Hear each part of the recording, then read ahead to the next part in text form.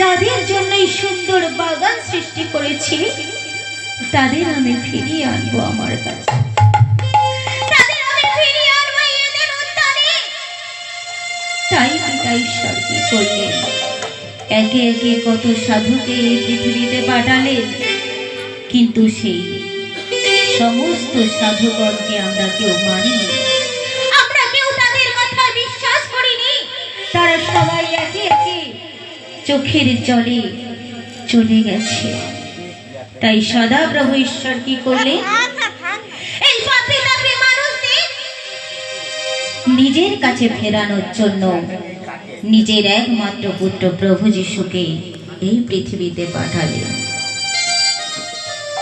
আমরা জানি যে কয়েকদিন আগে 25শে ডিসেম্বর আমরা প্রভু